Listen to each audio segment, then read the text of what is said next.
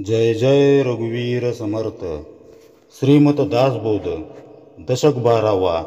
विवेक वैराग्य नाम. समास 10वा. उत्तम पुरुष निरूपण नाम.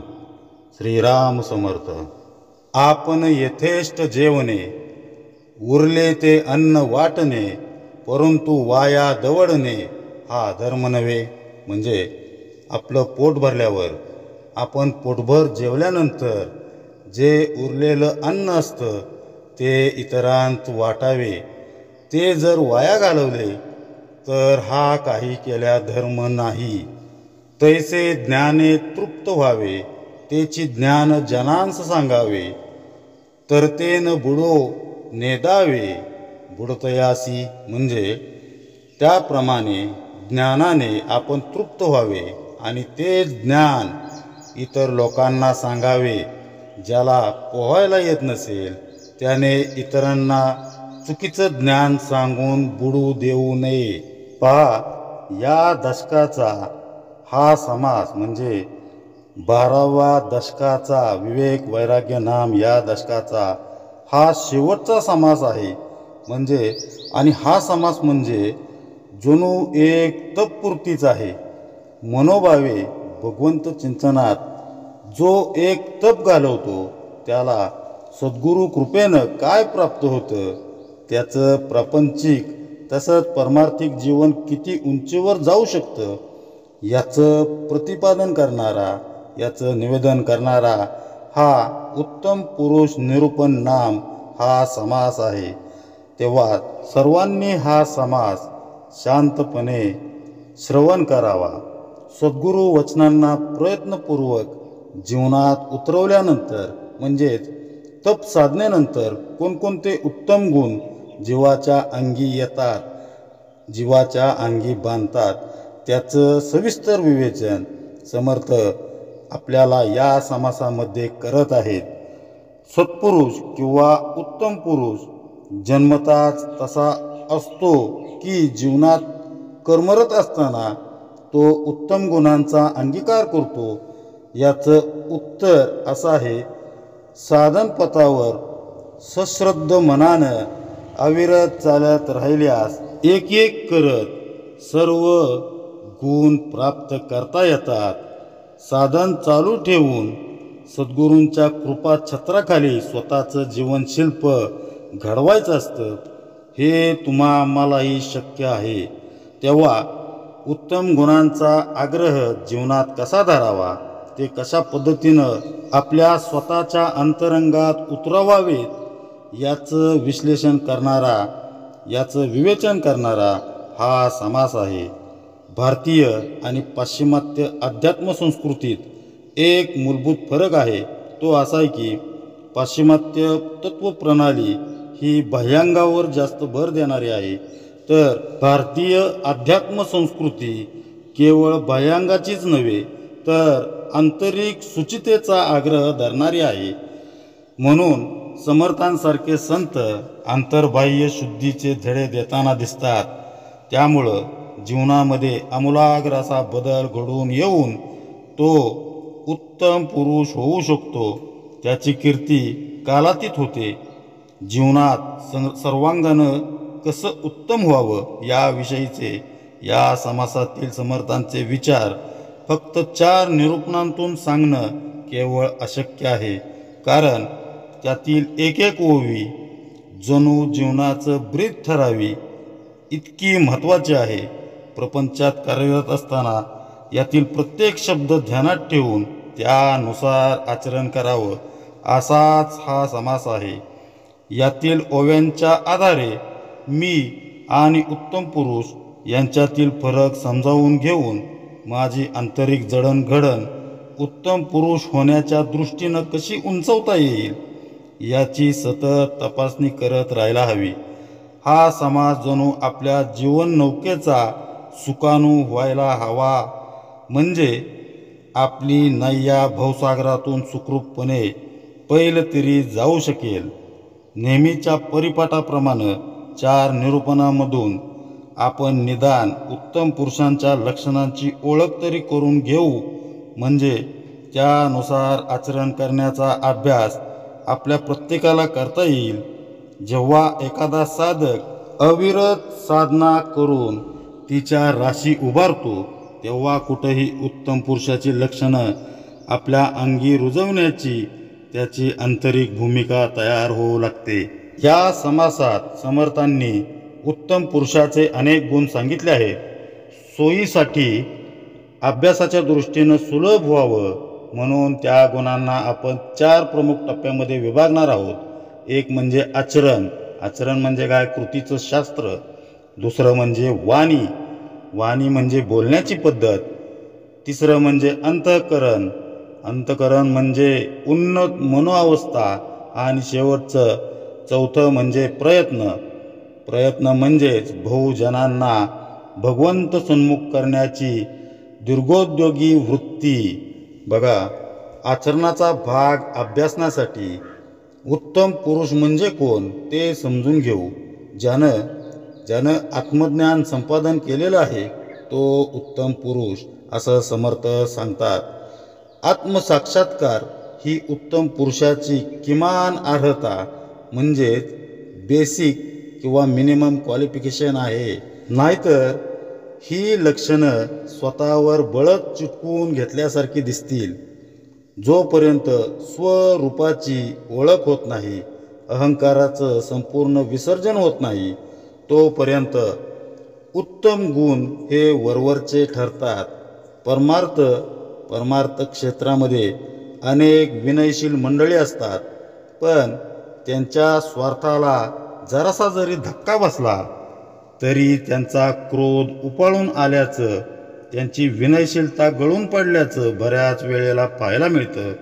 याचाच अर्थ अशी मंडळी पांघरून ओढून घेतल्यासारखं उत्तम गुण फक्त बाहेरून ओढून ताणून दाखवतात किंवा ओढून घेतात असंच म्हणावं लागतं. पण म्हणून आत्मज्ञान जोपर्यंत होत नाही तोपर्यंत उत्तम गुणांचा अभ्यासच करायचा नाही असं मात्र याचा अर्थ नव्हे. त्यांचा ध्यास घेऊन जेव्हा उत्तम गुण आपला स्वभाव बनतात तेव्हाच खरं तर आत्मज्ञान होतं. साक्षात्कारी मनुष्याजवळ तसं कुठलं प्रमाणपत्र नसतं. मात्र हनुमान 40मध्ये तुलसीदासांनी लिहिल्याप्रमाणे सडकट ते हनुमान छुडावे, मनक्रम बचन ध्यान जो लावे. म्हणजे आत्मज्ञानी मनुष्याच्या वाणीत, वर्तनात, प्रयत्नात किंवा अंतकरणात एक प्रकारची सुसूत्रता आढळते. त्याचा पाठीराखा प्रत्यक्ष सद्गुरू असतात. हनुमान स्वारी असतात. त्यामुळं उत्तम गुणांचा अभ्यास करता करता त्यांना आपल्या जीवनात उतरवण्याचा प्रयत्न करावा. कोण जाणे प्रभू दर्शनाची पहाट आयुष्यामध्ये केव्हा उगवेल. आत्मबोध होता क्षणी उत्तम लक्षणांचा अभ्यास हा अभ्यास न उरता मग तो आपला स्वभावच बनून जातो.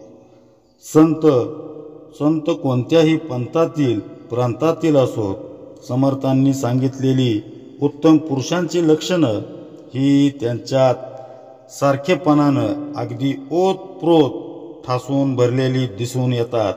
त्यांच्या वर्तणुकीचे गुणधर्म आता आपण समजून घेऊ. उत्तम पुरुषाचा सर्वात प्रथम गुणधर्म आहे तो म्हणजे आचरणाचा. जोपर्यंत कृतीमध्ये पालट होत नाही, परमार्थ सहज भाव होत नाही, तोपर्यंत उत्तम पुरुष होता येत नाही. आचरणाच्या दृष्टीनं समर्थांनी ज्या ओव्या या समासात दिल्या आहेत, सांगितलेल्या आहेत, त्यांची एक एक करून आपण ओळख करून घेऊया. उत्तम गुण स्वये घ्यावे, ते बहुतांश सांगावे, वर्तल्या विन बोलावे, ते शब्द मिथ्या. म्हणजे स्वतः उत्तम गुण घ्यावेत आणि मग ते इतरांना सांगावेत. स्वतः आचरण केल्याशिवाय बोलणे म्हणजे खोटे बोलण्यासारखेच आहे. बघा, प्रथम उत्तम गुण स्वतः अंगीकारावेत आणि मगच त्याविषयी लोकांना सांगावे. आपलं आचरणच असं असावं की इतरांना वेगळं सांगण्याची गरज पडू नये. उत्तम पुरुषाची नित्यकर्म ही आदर्श अशीच असावीत. स्नान संध्या देवार्चन एकाग्र करावे जपध्यान हरिकथा निरूपण केले पाहिजे. म्हणजे स्नान संध्या देवार्चन एकाग्र मनाने जप आणि ध्यान तसेच हरिकथा आणि अध्यात्म निरूपण हे केलेच पाहिजे. पहा, आत्मज्ञानी संत नित्यकर्म परोपरीनं सांभाळतात. स्नान संध्या सगुणोपासना जप ध्यान इत्यादींचा ते कधीही त्याग करत नाहीत. शरीर परोपकारी लावावे बहुतांच्या कार्यास यावे उणे पडो नेदावे कोणी एकाचे. म्हणजे आपले शरीर परोपकारासाठी झिजवावे अनेकांच्या उपयोगी आपण पडावे कोणालाही कमी पडू देऊ नये. बघा, स्वतःसाठी सर्वजण जगत असतात. स्वतःचा प्रपंच सांभाळणं देह सुख कसं मिळेल ते पाहणं हे झालं अज्ञानी. सामान्य मनुष्याचं जीवन, ज्ञानी उत्तम पुरुषाचं जीवन मात्र नेमकं याच्या उलट असतं. त्याचा देहभावच संपल्यामुळं तो स्वतःसाठी नव्हे तर इतरांसाठी आयुष्य वेचतो. बहुजनांच्या आत्मिक उन्नतीसाठी तो अपार कष्ट करतो. ज्यांचा प्रपंच अगदीच तोडकामोडका आहे, ज्यांच्या किमान गरजाही भागत नाहीत, अशा वंचितांचा प्रपंच सुकर करण्यासाठी आपण काय करतो? किती वेळ देतो? किती पैसा खर्च करतो?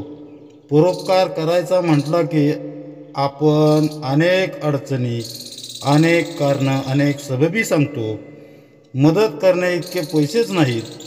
पैसे असले तर वेळ नाही, दोन्ही असतील तर शरीर साथ देत नाही, असे अनेक कारणे आपण सांगत असतो. परंतु संतांची धारणाच याच्यापेक्षा वेगळी असते.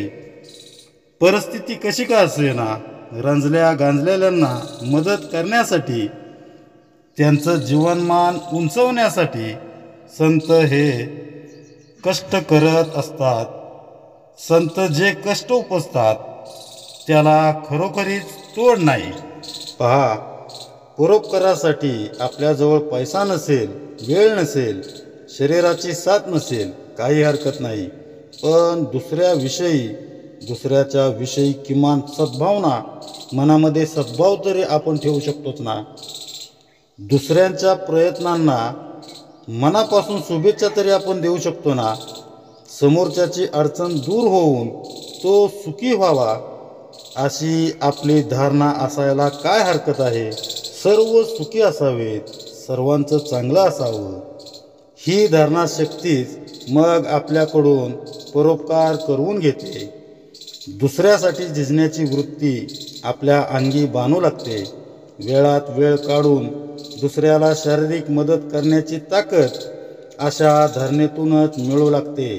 समर्थ पुढे सांगतात, आडले झाकसले जाणावे यथान शक्ती कामास यावे मृद वचने बोलत जावे कोणी एकासी. म्हणजे कुणी आडलं असेल, रंजलं असेल, गांजलं असेल तर ते जाणून घ्यावे आणि त्याला आपल्या शक्तीनुसार, आपल्या कृतीनुसार मदत करावी. कोणाशीही मऊ वचनांनी, मृदू वचनांनी बोलावे. कोणालाही कठोर बोलू नये. सर्वांना गोड बोलावे.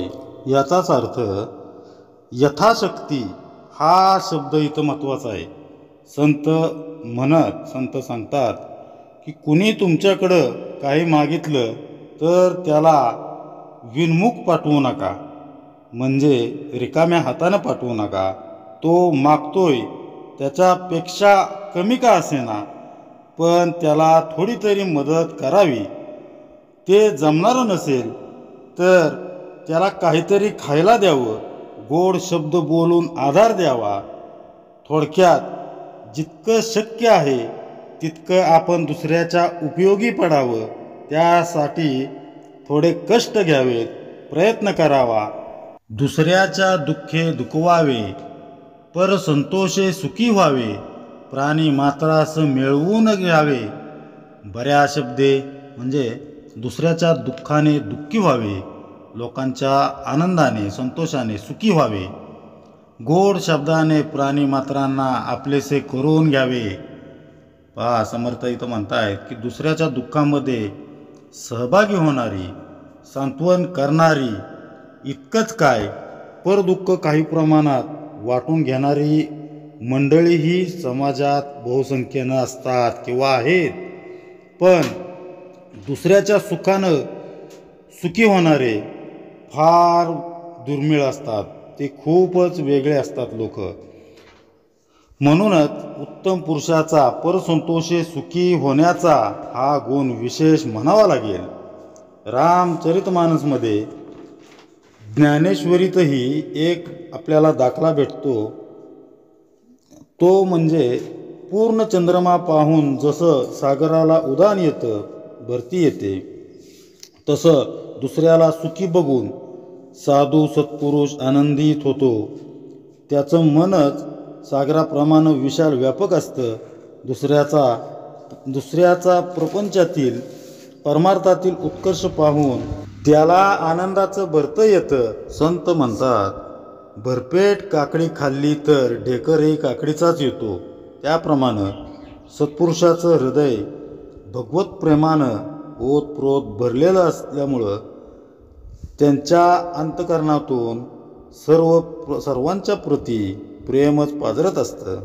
आजच्या धकाधकीच्या जीवनात प्रत्येकाला एका भक्कम आधाराची गरज भासते. मात्र ज्यांच्याकडं आपण आधार म्हणून बघावं, मदतीची अपेक्षा करावी, त्या केवळ सावल्याच असल्याचं कित्येक वेळेला अनुभवायला येतं. पण जीवनाच्या सर्व अवस्थांमध्ये आपल्याबरोबर जर कुणी असेल तर ते सद्गुरूच असतात. तेच आपला सांगाती असतात, हाकेला धावून येणारे असतात. आपल्या आनंदाच्या प्रसंगी ते प्रसन्न असतात, तर आपलं दुःख पाहून ते देखील खिन्न होतात. दुःखात तेच आपल्या हाताला हात देतात, जवळ घेऊन गोड शब्दांनी मनाचा दाह कमी करतात. अशा रीतीनं समाजाला संघटित करून त्यांना जो सन्मार्गाला लावतो तोच खरा उत्तम पुरुष होय. समुद्राला जशा मोठ्या नद्या येऊन मिळतात, तसे प्रदूषित पाण्याचे नालेही येऊन मिळतात. त्यातून प्रचंड असा केर कचरा समुद्रात येत असतो. मात्र समुद्र कुणाचाही अवेअर करत नाही. नर्मदेसारख्या पवित्र नद्या येऊन मिळाल्यानं तो आनंदित होत नाही की अस्वच्छ नाल्यांमुळं व्यतीत होत नाही. तसंच संतांचं दया सिंधुत्व असतं. समर्थ पुढे सांगतात, बहुतांचे अन्याये क्षमावे, बहुतांचे कार्यभाग करावे, आपल्या परीस व्हावे पारखे जन. म्हणजे अनेक लोकांच्या अन्यायांची त्यांना क्षमा करावी, अनेकांच्या कार्यात त्यांना मदत करावी. परके लोक असतील त्यांना आपल्या बाजूचे करून घ्यावे, म्हणजे आपल्यासारखे करून घ्यावे. पहा, सर्वांचे अन्याय, अपराध क्षमा करण्याची वृत्ती, शक्ती उत्तम पुरुषामध्ये असते. व्हायचं ते झालं, आता पुढे विचार करू नका, जाऊ द्या, अशी सांत्वनपर किंवा धीर देणारी वाक्य आपण बोलतो. पण वेळ पडलीच तर दुसऱ्याचे भोग दुःख स्वीकारण्याची किती जणांची तयारी असते. आपल्या पाप कर्मात कुटुंबीय वाटेकरी होत नाहीत. हे ऐकून वाल्या कोळ्याचे डोळे उघडले. पण त्या बिकट प्रसंगी नारदांनी म्हणजे सद्गुरूंनी मदतीचा हात पुढं केला आणि त्याला उद्धाराचा मार्ग दाखवला. कठीण प्रसंगी केवळ सत्पुरुषच साथ देतो, म्हणून तो उत्तम पुरुष होय. उत्तम पुरुष आडल्या नडलेल्यांची अनेक कामं मार्गी लावत असतात. सद्गुरू तर स्वतःला दीनदास म्हणजे रंजल्या गांजलेल्यांची सेवा करणारे दास असं म्हणवून घेतात. संसार म्हटलं की आर्थिक शारीरिक अशा कितीतरी अडचणी येणारच. सामान्य वकुबाचा मनुष्य त्याला किती पुरा पडणार.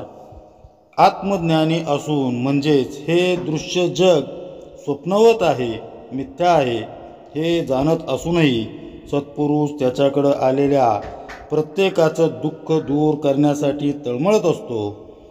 प्रापंचिकाचं जीवन सुखी करण्यासाठी जे जे करणं त्याच्या परीनं शक्य आहे ते सर्व उत्तम पुरुष करतच असतो. थोडं मनाप्रमाणे सुख देऊन त्यांना तो भगवंताकडे वळवत असतो. यामागे आपरभाव असा नसतोच. असं असतं सत्पुरुषांचं कनवाळूक अंतकरण. समर्थ पुढे सांगू लागतात, दुसऱ्याचे अंतर जाणावे, तदनुसारची वर्तावे, लोकांस परीक्षित जावे. नाना प्रकारे म्हणजे दुसऱ्या लोकांच्या अंतकरणातील विचार जाणून त्यानुसार त्यांच्याशी वागावे. नाना प्रकारे लोकांची परीक्षा करीत असावे. पहा, सत्पुरुषाची सर्व व्यापक जाणीव समाजासाठी आधारस्तंभ ठरते. परिस्थिती कशीही असो, मनातील गोष्ट नेमकेपणानं जाणून जीवाला परमार्थाकडे वळवणारा उत्तम पुरुषच असू शकतो. मग हे त्यांना कसं काय साधतं? उत्तम लक्षणं आपल्या जीवनात उतरवताना काय काय अडचण त्यांना येत असेल, त्याचं एक कारण असं आहे की आपल्याला स्वार्थ सोडवत नाही. उत्तम पुरुषासारखं अंतकरण व्हावं असं वाटत असेल तर निस्वार्थी बनायला हवं. विचार करून बघा, आपण स्वार्थ बघतो तरी कशाचा? दृश्यातील गोष्टींचाच ना. पण त्या थोड्याच आपल्याबरोबर कायमस्वरूपी राहणार आहेत. निस्वार्थी वृत्तीमुळं संत देहात असताना आणि देह ठेवल्यावरही अनंत काळापर्यंत समाजाचे आधार बनून राहतात. आणि हे माझं ते तुझं अशा संकुचित आणि संचयी वृत्तीनं राहणाऱ्या आपल्याला मात्र हे जग अवघ्या काही दिवसात विसरूनही जातं. सत्पुरुषाचं अंतकरण हे समुद्रासारखं अथांग असतं, तर स्वार्थी मनुष्याचं अंतरंग हे डबक्यासारखं असतं. त्यानं स्वतःला तुझं माझंच्या कठाड्यांनी बांधून घेतलेलं आहे. जेव्हा ते कठडे उद्ध्वस्त होतील तेव्हा त्याचं अंतकरणही उत्तम पुरुषाप्रमाणे अमर्याद होऊ शकेल. सत्पुरुषाच्या निस्वार्थी वृत्तीचं रहस्य जणू समर्थ आपल्याला पुढे सांगणार आहेत. नेमकची बोलावे, तात्काळची प्रतिवचन द्यावे, कदापि रागास न यावे. स्मारूपे म्हणजे नेमकं तेच, मोजकेच बोलावे. कुणी काही विचारले तर तात्काळ त्याला प्रत्युत्तर द्यावे. कधीही कुणावर रागवू नये. सर्वांना क्षमा भावनेनं माफ करावे. सर्वांना क्षमा करावे. पहा, उत्तम पुरुष पल्लाळ लावत नसतात. ते नेमकं तेच बोलतात. जे सांगायचं आहे ते थोडक्यात पण परिणामकारकरित्या त्यांना सांगण्याची एक विलक्षण अशी खुबी त्यांच्या जवळ असते. कोणी शंका विचारल्यास त्याचं निरसन करण्यासाठी त्या उत्तम पुरुषाला कुठल्याही पुस्तकाचा, ग्रंथाचा कधीही आधार घ्यावा लागत नाही. बुद्धीला ताण द्यावा लागत नाही. तात्काळ तो आशंकेचे निरसन करतो. परमात्मा रूपी अक्षय्य झऱ्याशी त्याची वाणी मिळालेली असल्यामुळं त्याला हवं ते ज्ञान हव्या त्या वेळेला मुखातून तयारच असतं. एक लक्षात घ्या, वाग्देवतेची ही त्याच्यावरील असीम कृपाच असते.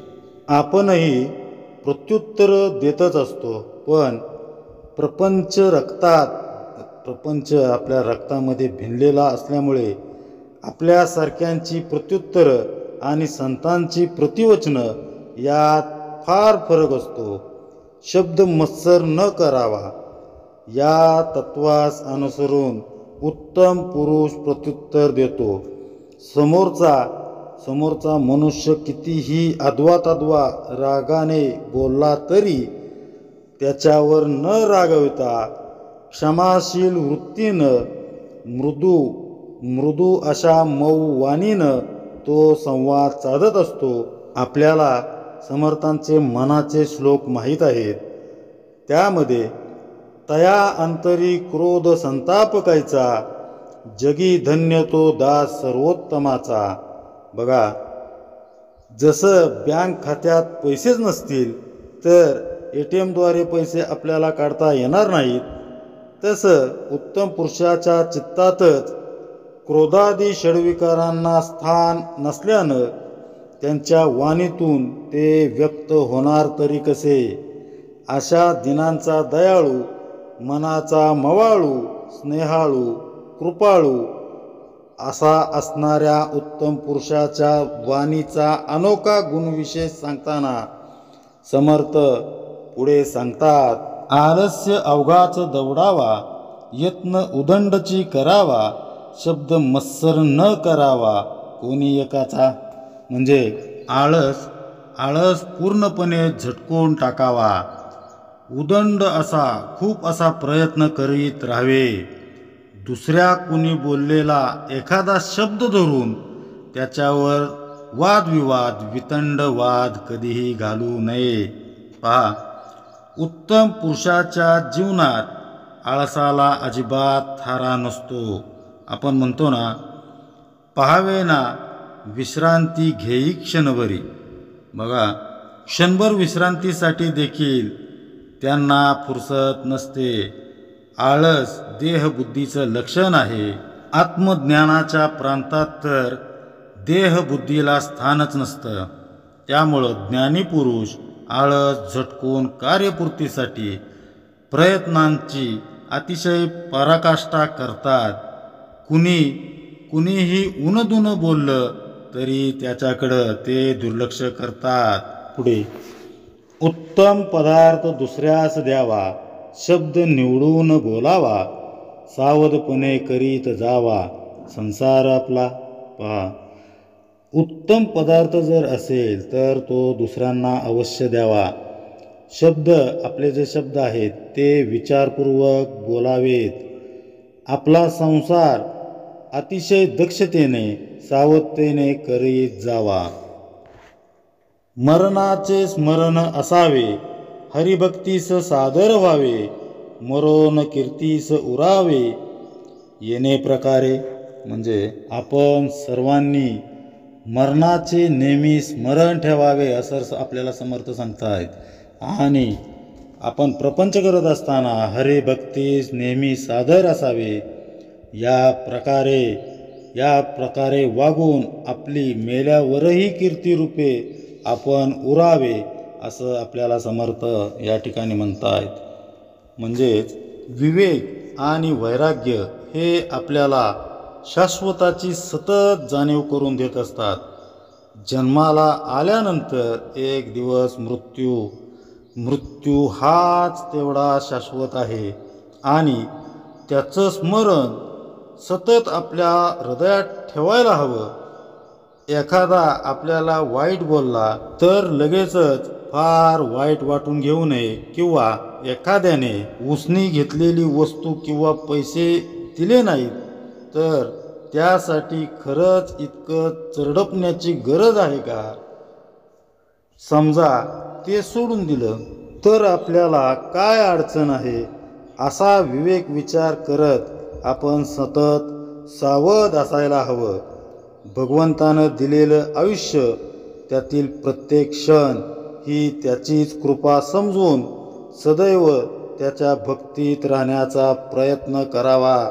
त्यामुळं मन उत्कट होतं, अंतरंग उन्नत होतं, वृत्ती विशाल आणि व्यापक बनते, निस्वार्थी बनते. कीर्ती रूपानं माग उरायचं रहस्य जर कशात दडलं असेल तर ते फक्त संपूर्ण निस्वार्थी होण्यात, हे आपण लक्षात ठेवलं पाहिजे. नेमकेपणाने वर्तो लागला, तो बहुतांश कळो आला, सर्व अर्जवी तयाला काय उने. म्हणजे याप्रमाणे उत्तम गुणाने युक्त असे त्याचे नेमस्त वागणे, नेमके वागणे पाहून अनेक लोकांत तो प्रसिद्धी पावतो. मग सर्व लोक त्याच्याशी प्रेमाने वागू लागतात. मग त्याला काहीच कमी पडत नाही, काहीच उणे पडत नाही. ऐसा उत्तम गुणी विशेष तयास म्हणावे पुरुष, जयाच्या भजने जगदीश तृप्त होय. म्हणजे अशा विशेष अशा उत्तम गुणांनी जो संपन्न असतो त्यालाच माणूस म्हणावे. त्याने केलेल्या भजनाने जगदीश प्रसन्न होतो. म्हणजे जगदीश्वर परमात्मा प्रसन्न होतो. उदंड धिक्कारून बोलती, तरी चळो नेदावी शांती, दुर्जनास मिळो न जाती, धन्य ते साधू. म्हणजे लोक जरी खूप धिक्कारून बोलले तरी आपली शांती कधी ढळू देऊ नये. जे दुर्जनांनाही आपलेसे करतात तेच साधू धन्य होत. उत्तम गुणी शृंगारला, ज्ञान वैराग्य शोभला, तोची एक जाणावा भला भूमंडळी. म्हणजे उत्तम गुणांनी जो शृंगारलेला असतो, ज्ञान आणि वैराग्याने जो शोभत असतो, तोच एक या भूमंडळावर उत्तम म्हणून ओळखावा, उत्तम म्हणून जाणावा. स्वये आपण कष्टावे, बहुतांचे शोषित जावे, जिजोन कीर्तीस उरवावे नाना प्रकारे. म्हणजे आपण स्वतः कष्ट करावेत, अनेकांचे वागणे बोलणे शोषित असावे आणि नाना प्रकारांनी झिजून आपली कीर्ती उरवावी. बघा, दुसऱ्यांसाठी कष्ट घेणारा तो उत्तम पुरुष, तीच त्याची खरी ओळख होय. साधनेनं जो स्वतः आत्मोन्नती साधतो आणि त्याचबरोबर जो जनता जनार्दनाची सेवा करतो, बहुजनांच्या उद्धारासाठी जो झिजतो, जीवाचं रान करतो, त्यांचीच कीर्ती मागं उरते. घेण्यापेक्षा ज्याची देण्याची प्रवृत्ती आहे त्याचीच कीर्ती दिगंत होते. म्हणजे घेण्याच्या वृत्तीपेक्षा ज्याची देण्याची जास्त प्रवृत्ती आहे त्याचीच कीर्ती जास्त दिगंत होते. त्यासाठी समर्थांनी पुढे एक सूत्र सांगितलेलं आहे, कीर्ती पाहो जाता सुख नाही, सुख पाहता कीर्ती नाही, विचारे विन कोठेची नाही समाधान. बघा, कीर्ती हवी असेल तर सुखाची अपेक्षा करू नये. सुखाची लालसा असेल तर कीर्ती मिळणार नाही. विचाराशिवाय प्रपंच किंवा परमार्थ कोठेच समाधान मिळणार नाही. बघा, कीर्ती हवी असेल तर सुखात अडकून चालणार नाही आणि देह सुखाच्या पाठीमागं लागलं तर कीर्तिवंत होता येणार नाही. असं समर्थांना या ओवीमधून सांगायचं आहे. विवेक केला तर खऱ्या सुखाचा धनी होता येतं. समोरचा मनुष्य आपल्याविषयी तोंड देखलं चांगलं म्हणतो, पण मृत्यू पश्चातही आपल्याविषयी चांगलं बोलावं अशी जर आपली इच्छा असेल, समाज मनात जर आपल्याला स्थान मिळवायचं असेल, तर आता आपण कसं वागतो, काय प्रयत्न करतो यावर ते अवलंबून असतं. देहसुखाची लालसा त्यागणं हे कीर्ती मिळवण्याच्या दिशेनं टाकलेलं पहिलं पाऊल म्हणता येईल. संचयी वृत्ती म्हणजे फक्त हव्यास, संचयी आणि स्वार्थी वृत्तीनं जो राहतो त्याची कीर्ती तर पसरणारच नाही, झालीच तर ती अपकीर्ती होईल. हे विवेकानं ओळखावं. विवेकानं शाश्वत समाधानाचा ठेवा घावतो, सापडतो, गवसतो. हे सतत प्रत्येकाने लक्षात ठेवावं आणि त्या दृष्टीनं प्रयत्नशील असावं. अशा प्रयत्नांना आपल्यापासूनच सुरुवात करावी. पहा, आपण किंवा जवळजवळ सगळेच लोक 2 व्हीलर किंवा 4 व्हीलरमधून फिरणारे लोक असतो. आपण 1-2 रुपये कमी करण्यासाठी मात्र त्या भाजीवाल्यांशी, फेरीवाल्यांशी वाद घालत घासाघीस करत बसतो. असं करणं आपण टाळावं. गरिबांशी घासाघीस करण्यात कसला आलाय पुरुषार्थ? अशा किरकोळ विक्रेत्यांचं उत्पन्न फारसं नसतंय. आपल्याकडील 1-2 रुपये त्याच्याकडे जास्तीचे गेल्यानं आपलं फार नुकसान न होता त्यांना मदतच होईल असा विचार करून आपली वृत्ती विशाल करण्याचा प्रयत्न करावा. आपल्या घरी असणारी कामवाली, बागेतील माळी, साफसफाई कामगार, पेपरवाला, एखादा गरजू विद्यार्थी अशा लोकांना आपण मदतीचा हात पुढं करावा. ते करताना त्याची वाच्यता मात्र कुठेही करू नये. असं सहजपणे घडू लागलं की आपले प्रयत्न योग्य दिशेनं सुरू झालेत असं समजावं. नोकरीधंदा सुरू करण्याअगोदर आपण जसं रीतसर प्रशिक्षण घेतो तसं सद्गुरू गृही जाऊन निस्पृह सेवा करण्याचं शास्त्रही शिकवून घ्यायला हवं.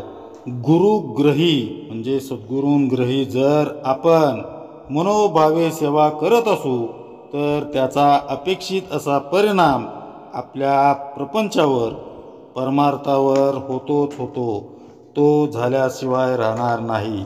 समर्थ पुढे सांगतात, परांत रास न लावावा ढका, कदापि पडो नेदावा चुका, श्मासीळ तयाच्या तुका, हानी नाही.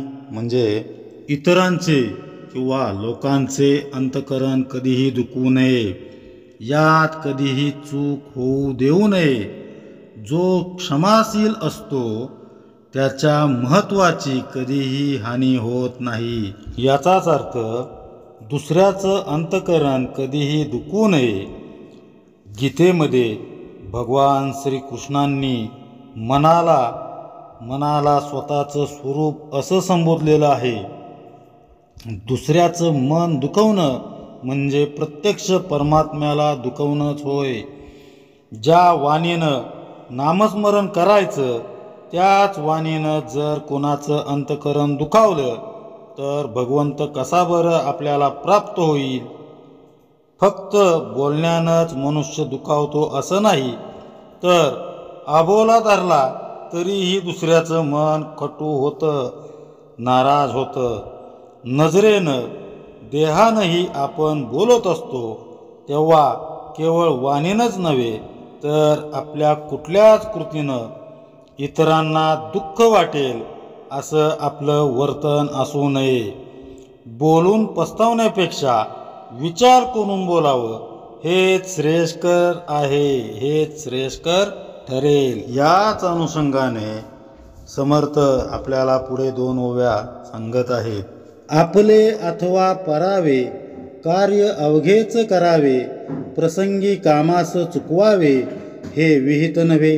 म्हणजे आपले असो किंवा दुसऱ्याचे असो, उत्तम कार्य नेहमी करीतच जावे, करीतच राहावे. प्रसंगी काम चुकारपणा, काम कुसरपणा करणे हे कधीही योग्य नाही. पहा, हे काम माझं नाही, त्याचं आहे, दुसऱ्याचं आहे, ते मी का करू असा भाव सामान्यपणे आपल्यामध्ये दिसून येतो. कित्येकदा गुरुग्रहीसुद्धा सेवा करत असतानाही आपल्या मनात असा विचार येतो. मात्र विहित काम कोणाचंही असो ते विना तक्रार व उत्कृष्टपणे करणं, उत्साहीपणे करणं हे उत्तम पुरुषाचं लक्षण आहे. काम चुकारपणा त्याच्या अंगी नसतोच. कोणतंही काम हे ईश्वरी काम आहे असं समजून सेवा भावनेनं तो ते करीत असतो.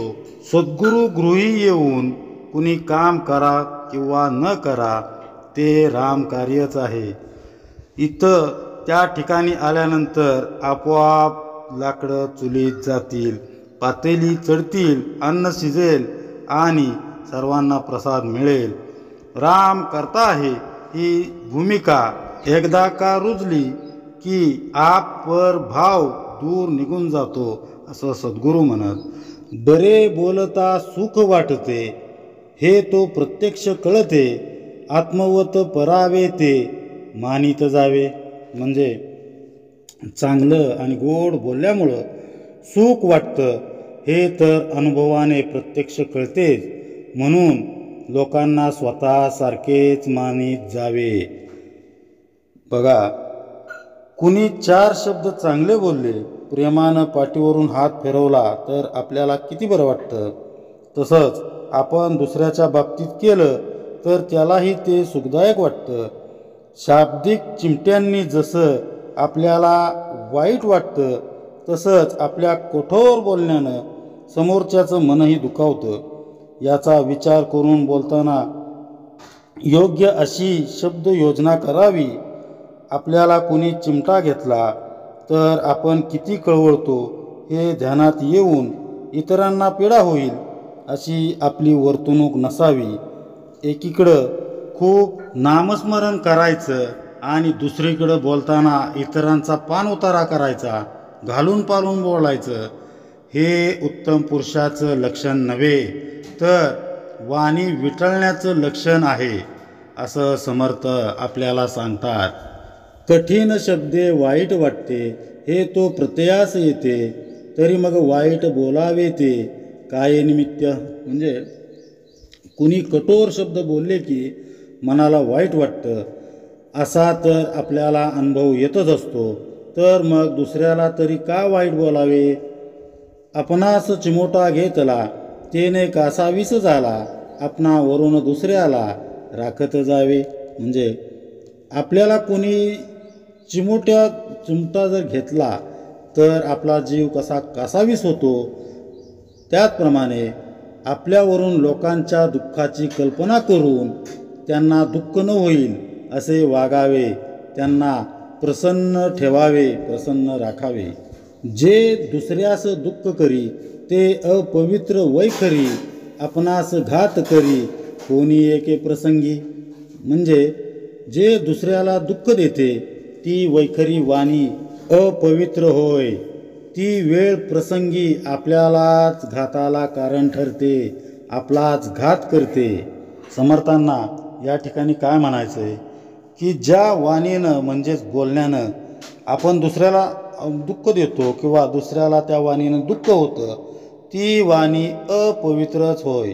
ज्या वाणीनं भगवत नाम घ्यायचं त्याच वाणीनं जर अपशब्द उच्चारला तर त्यामुळं दुसऱ्याचं मन तर दुखावतंच, शिवाय आपण करत असलेलं साधनही उनं होऊन जातं. मग पुण्यांश वाढण्यासाठी पुन्हा कष्ट करावे लागतात. याचाच अर्थ दुसऱ्याला दुखावून आपण आपल्याच पायावर धोंडा मारून घेत असतो. दुसऱ्याचं अंतःकरण सांभाळण्याची कला उत्तम पुरुषानं अगदी सहजपणे आत्मसात केलेली असते. ज्याला देवप्रियत्व आलं त्याला जनप्रियत्व आलं, हे लक्षात सर्वांनी ठेवलं पाहिजे. ज्यानं अनेकांची मनं जिंकली तो भगवंताचाही आवडता होतो, हे लक्षात ठेवा. तेव्हा मृदू गोड वाणीनं उत्तम पुरुष समाज घडवीत असतो. तो जेव्हा समुदायाचं नेतृत्व करू लागतो तेव्हा त्याच्या बोलण्याच्या दृष्टीनं आणखी 2 गोष्टी ज्या समर्थांना महत्त्वाच्या वाटतात त्या आपण पुढे पाहणार आहोत. पेरिले ते उगवते, बोलण्यासारखे उत्तर येते, तरी मग कर्कश बोलावे ते काय निमित्त. म्हणजे जे पेरावं तेच उगवून येतं. आपण जसे बोलू तसेच आपल्याला समोरून उत्तर मिळते. मग कुठल्या कारणाने कर्कश बोलावे सांगा बरं, असं समर्थ आपल्याला म्हणत आहेत. आपल्या पुरुषार्थ वैभवे बहुतांश सुखी करावे, परंतु कष्टी करावे, हे राक्षसी क्रिया. म्हणजे आपल्या पराक्रमाने वैभवाने अनेकांनी सुखी करावे, अनेकांना सुखी करावे, त्यांच्या योगे म्हणजे वैभव आणि पराक्रम त्यांच्या योगे दुसऱ्याला दुःखी करणे ही राक्षसी क्रिया, राक्षसी प्रवृत्ती होय, हे ध्यानात ठेवलं पाहिजे. दंभ, दर्प, अभिमान, क्रोध आणि कठीण वचन हे अज्ञानाचे लक्षण भगवद्गीतेत बोलिले. म्हणजे दंभ, दर्प, अभिमान, क्रोध आणि कठोर वचन ही अज्ञानाची लक्षणं आहेत, असे भगवद्गीतेमध्ये श्रीकृष्णांनी, प्रभू कृष्णांनी सांगितलेले आहे, म्हटलेले आहे. समर्थांनी आपल्याला नेमकं या ठिकाणी काय सांगितलेलं आहे की आपण जे वैभव मिळवले त्याच्या योगायोगाने, त्या योगाने केवळ स्वतःचाच उत्कर्ष साधू नये, तर अनेकांना सुखी करण्याचा प्रयत्न करावा. कमवलेल्या पैशाच्या जोरावर इतरांना दुःखी करू नये, त्यांना दुःख देऊ नये. ही ती राक्षसी प्रवृत्ती आहे असं सर्वांनी समजलं पाहिजे. दंभ, दर्प, अभिमान, क्रोध, कठोर वचन म्हणजे मनाला लागेल असं बोलणं ही अज्ञानाची लक्षणं आहेत. ज्ञानी पुरुष आपल्या वागण्या बोलण्यातून लोकांची मनं जपत असतो, त्यांना आपलंसं करत असतो. समर्थ पुढे सांगतात, जो उत्तम गुणे शोभला तोची पुरुष महाभला, कित्येक लोक तयाला शोधित फिरती. म्हणजे जो उत्तम गुणांनी असा शोभत असतो तोच महापुरुष जाणावा. कित्येक जण, कित्येक लोक त्याला शोधत फिरतात. क्रिये विन शब्द ज्ञान, तेची स्वानाचे वमन, भले तेचे अवलोकन कदापि न करती. म्हणजे क्रियेशिवाय नुसते शब्द ज्ञान हे कुत्र्याच्या ओकारीसारखे असते. चांगली लोक कधीही तिकडे बघतही नाहीत. बघा, उत्तम पुरुषाचं आचरण हे नुसतं शब्द ज्ञान नसून त्याच्या स्वानुभूतीचं शास्त्र असतं. कृतीशिवाय केवळ शब्द ज्ञान कुत्र्याच्या ओकारीप्रमाणे किळसवानं वाटतं. सज्जन लोक त्याच्याकडं मग लक्ष देत नाहीत. उत्तम पुरुषाचं वागणंच असं असतं की त्याकडं नुसतं पाहून लोक स्वतःच्या वागणुकीत बदल करत असतात. उत्तम पुरुषाचं आचरण सांगणारी आणखीन एक ओवी आपण पुढे पाहणार आहोत. मनापासून भक्ती करणे, उत्तम गुण अगत्य धरणे, तया महापुरुषाकारणे धुंडीत येती. म्हणजे जो मनापासून भक्ती करतो आणि अगत्याने उत्तम गुण धारण करतो त्या महापुरुषाला लोक शोधत येतात. पहा, उत्तम पुरुषाच्या सानिध्यात राहून त्याच्याकडून भक्तीचं शास्त्र अवश्य शिकावं. त्याचबरोबर त्याचे इतर गुणही आत्मसात करण्याचा प्रयत्न करावा. त्याच्या कामात हातभार लावावा. म्हणजे मग त्याच्यासारखीच निरपेक्ष परोपकारी वृत्ती आपला स्वभाव बनू लागते, आपली वृत्ती बनू लागते. आपल्या जीवनातील असा बदल आपले प्रयत्न योग्य दिशेनं चालल्याचं द्योतकच म्हणावं लागेल. मात्र अशा प्रयत्नांना अडथळाही निर्माण होऊ शकतो. तो कोणता? बघा, अनेक जण अगदी मनोभावे सद्गुरुगृही सेवा करत असतात. प्रपंचातही आडल्या नडलेल्यांना मदत करत असतात. तथापि त्यांच्या चित्तामध्ये परमार्थाच्या दृष्टीनं अनुकूल असा बदल घडताना दिसत नाही. त्यांची परोपकारी वृत्ती वाढीस लागत नाही. तसंच दुसऱ्याचं अंतरंग जाणण्याची त्यांची क्षमता कमी पडते. काय बरं चुकत असेल त्यांचं? प्रश्न छोटाच आहे, पण अविवेकामुळं त्याचा गुंता मात्र मोठा झालेला असतो. जसं गुंता झालेल्या दोऱ्याचं नेमकं टोक ओढलं तर तो सुटतो, तसं नेमकी अडचण कुठं आहे याचा सूक्ष्म असा विचार केला की प्रश्न झटदिशी सुटतो. जो सत्पुरुष सर्वसामान्यांच्या उद्धारासाठी प्रामाणिकपणे झटत असतो, जो तोंडाशी नेलेला घास देखील दुसऱ्यांसाठी राखून ठेवतो, अशा उत्तम पुरुषाचे गुण आपण अंगीकारू लागतो. हे खरंय, पण ते सर्व प्रयत्न मी करतोय हाच या सर्वांमधील मुख्य दोष होय. मी करता ही भावनाच दुधात पडलेल्या मिठाच्या खड्याप्रमाणे आपला परमार्थ दूषित करून टाकते. प्रयत्न करणारे खरं आपण कोण हे सर्व करण्यासाठी भगवंतानं आपल्याला निमित्त केले. ही त्याची आपल्यावरील कृपाच आहे. आपल्याला पुढं करून ही मानवाची सेवा तोच तर करून घेत असतो. मात्र अशी भावना नसेल तर आपण करत असलेला परोपकार किंवा सेवा हे केवळ ढोंग ठरतं. प्रयत्नांचे डोंगर जरी उभारले, समाजसेवेचं मोठं जाळं जरी विणलं तरी आपल्याला हव्या असणाऱ्या समाधानाचा लाभ कधीच होणार नाही. म्हणूनच अशा प्रयत्नात, सेवाकार्यात मीला बाजूला करणं, सोंग आवरणं फार महत्त्वाचं ठरतं. जेव्हा परोपकाराची आपल्याला जाणीवच राहणार नाही तेव्हाच समाधानाचा अक्षय्य ठेवा आपल्या हाती लागेल. सद्गुरू म्हणतात, परोपकारासाठी 2 वेगवेगळ्या व्यक्तींची गरज असते. मला तर पर असं काही उरलंच नाही. मी या देहाचा नाही तर तुमचाच झालो आहे. मग मी तुमच्यावर उपकार करतोय असं म्हणणं कसं बरं योग्य होईल? मी तर माझ्यावरच उपकार करतोय. केवढी ही उदात्त धारणा!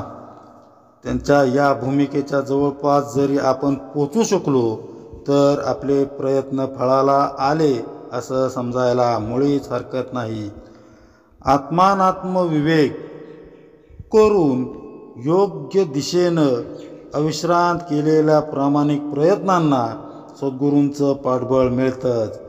गुरुकृपेनंच उत्तम पुरुषाची लक्षणं आपल्या जीवनात उतरतात.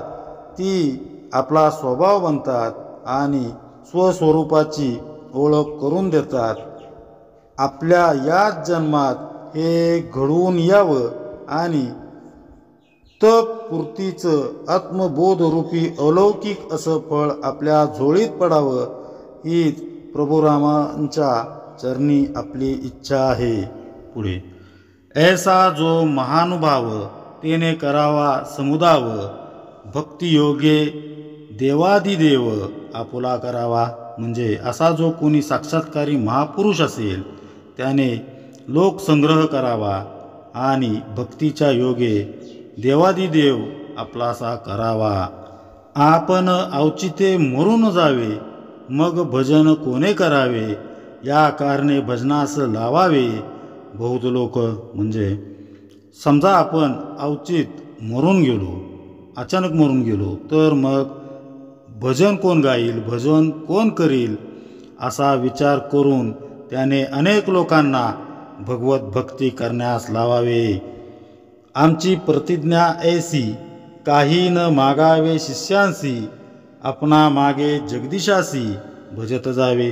म्हणजे आमची प्रतिज्ञा अशी आहे की शिष्याजवळ काही मागू नये, पण एवढे जरूर मागावे की त्यांनी आपल्या मागे जगदीशाला, परमात्म्याला भजत जावे. या कारणे समुदाव झाला पाहिजे मोहोछाव, हातोपाती देवादिदेव ओळे साकारावा. म्हणजे हे व्हावे म्हणून समुदाय एकत्रित करण्यासाठी महोत्सव करावेत आणि सहजासहजी देवादिदेव प्रसन्न होतील असे करावे. आता समुदाया कारणे पाहिजे ती दोन्ही लक्षणे, श्रोती येथे सावधपणे मन घालावे. म्हणजे आता लोकसंग्रह व्हावा म्हणून महंतांच्या अंगी पुढील 2 लक्षणे असणे आवश्यक आहेत. श्रोत्यांनी मन एकाग्र करून सावधपणे ती ऐकावी. जेणे बहुतांश घडे भक्ती, ते हे रोकडी प्रबोध शक्ती, बहुतांचे मनोगत हाती घेतले पाहिजे. म्हणजे ज्यामुळे ज्या योगाने अनेकांकडून भक्ती घडेल अशा रीतीने प्रबोधन शक्ती म्हणजे विषय नीट समजावून सांगता येईल असे वक्तृत्व हवे आणि अनेकांचे अंतःकरण जिंकता आले पाहिजे. म्हणजे वक्तृत्व कला आणि इतरांचे अंतःकरण जिंकण्याची कला जवळ असावी, जोपासावी. पहा, उत्तम पुरुषाच्या वाणीमध्ये प्रबोधन करण्याची शक्ती असायला हवी. निरूपणं, प्रवचनं यातून विषयांची सुलभ मांडणी करून ओघवत्या वाणीतून तो लोकांपर्यंत पोचवता यायला हवा. त्याचबरोबर त्याला लोकांचं मनोगत जाणता यायला पाहिजे. त्याची वाणी विवेकी हवी, ती एककल्ली होणार नाही याची त्यानं दक्षता घ्यायला हवी. त्याचे बोल सर्व समावेशक हवेत. सर्वांना रुचणारी, भावणारी वाणी असेल तरच त्याच्या बोलण्याचा परिणाम घडून येईल. उत्तम वाणीचं आणखीन एक वैशिष्ट्य सांगताना पुढे समर्थ सांगतात, मागा बोलिले उत्तम गुण तयास मानिती प्रमाण. प्रबोध शक्तीचे लक्षण पुढे चाले. म्हणजे यापूर्वी जे उत्तम गुण सांगितले ते अंगी असणे आवश्यक आहे. ते ज्याच्या अंगी दिसून येतात त्याचे बोलणे लोक प्रमाण मानतात आणि त्याच्या प्रबोधन शक्तीने लोक प्रेरित होऊन कार्य करू लागतात. बोलण्यासारखे चालणे, स्वय करून बोलणे, तयाची वचने प्रमाणे मानिती जनी. म्हणजे जो बोलण्याप्रमाणेच स्वतः वागतो आणि आधी स्वतः करून मग बोलून दुसऱ्यांना उपदेश करतो त्याची वचने लोक प्रमाण मानतात. जे जे जनास मानेना ते ते जनही मानिना. आपण एकला जन नाना. सृष्टीमध्ये म्हणजे जे जे लोकांना पटत नाही ते ते लोक मानत नाहीत, ऐकून घेत नाहीत. आपण एकटे असतो आणि जगात लोक अनेक असतात, हे लक्षात ठेवलं पाहिजे. पहा, जे लोकांना पटत नाही ते लोक प्रमाण मानत नाहीत. माझंच खरं असा दुराग्रह जो ठेवतो तो शेवटी एकाकी पडतो. त्यामुळं दिनांचे अपराध पोटात घालून त्यांच्यातील दोष दूर सारण्यासाठी आधार ठरावी अशीच उत्तम पुरुषाची वाणी हवी. जनमानसाची नस नेमकेपणानं जाणणारा उत्तम पुरुष मग समाजासाठी एक आदर्श ठरतो. लोकांची त्याच्यावर निष्ठा बसते. बोले तैसा चाले त्याची वंदावी पावले, किंवा चाले तैसा बोले त्याची वंदावी पावले या उक्तीनुसार उत्तम पुरुषाची वागणूक बघून समाज स्वतः सुधारणा करत असतो. उत्तम पुरुषाची वाणी बहुजनांना भगवंत सन्मुख होण्याची संधीच प्रदान करत असते. धन्य तो समाज जिथं असा भक्तीचा मळा फुलतो आणि धन्य ती उत्तम पुरुषाची वाणी जी तो सतत फुलवीत राहतो. सत्पुरुषांच्या संगतीत राहून त्यांच्या उत्तम गुणांचा अंगीकार करण्याचा प्रयत्न करावा. या उद्देशानं समर्थ आपल्याला उत्तम पुरुषांची गुणमाला वर्णन करून सांगत आहेत. उत्तम पुरुषांच्या संगतीनं आपल्यातून अवगुण दूर होऊन उत्तम गुण वाढीला लागतात. आपल्या जीवनात परमार्थाच्या दृष्टीनं अनुकूल पालट घडू लागतो. आचरण, वाणी, अंतकरण, प्रयत्न या जीवनाच्या प्रमुख अंगात रूपांतर घडवून आणून जो जीवाला परमार्थासाठी समक्ष बनवतो, भगवंत सन्मुख करतो, तोच खरा उत्तम पुरुष होय. उत्तम लक्षणं अंगी यावीत यासाठी आपल्यात नेमक्या कुठं आणि कशा सुधारणा करायला हव्यात याचं प्रत्येकानं चिंतन करावं आणि प्रयत्नपूर्वक उत्तम गुण आत्मसात करावेत. ते एकदा का आपल्या जीवनाचा सहज स्वभाव बनले की मग आत्मज्ञान आपल्यापासून फार दूर राहत नाही. आचरण, वाणी यांचे गुणविशेष अभ्यासल्यानंतर समर्थ आता उत्तम पुरुषांच्या अंतःकरणाविषयीची चर्चा आपल्याला सांगत आहेत. सत्पुरुषाच्या अंतःकरणाची अवस्था वर्णन करणाऱ्या ओव्या या समासात तशा फारच कमी आहेत. रामचरितमानसमध्ये आरण्यकांडात नारद मुनींनी प्रभू रामांना संतांची लक्षणं विचारली तेव्हा प्रभू श्रीराम सांगतात, मुनी सुनू सांदूह के गुण जेते, कही न सुखही सारद श्रुती तेते.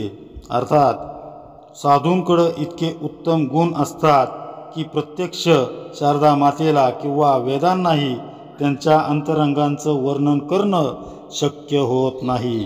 करुणासागर असणाऱ्या संतांच्या अंतरंगांची खोली सागरापेक्षाही गहन आहे. एक वेळ समुद्राचा तळ लागेल, पण संतांच्या अंतकरणाचा तळ लागणं कठीण आहे. बहुधा याच कारणांमुळं किंवा सत्पुरुषांच्या अंतरंगात प्रेमाशिवाय इतर कुठलीच गोष्ट नसल्यानं समर्थांनीही अगदी मोजक्याच ओव्यात उत्तम पुरुषाचं अंतकरण उलगडून दाखविलं आहे. भरताचं प्रभू रामांवर विलक्षण प्रेम होतं. प्रभू रामांचंही भरतावर अत्यंत जीव होता.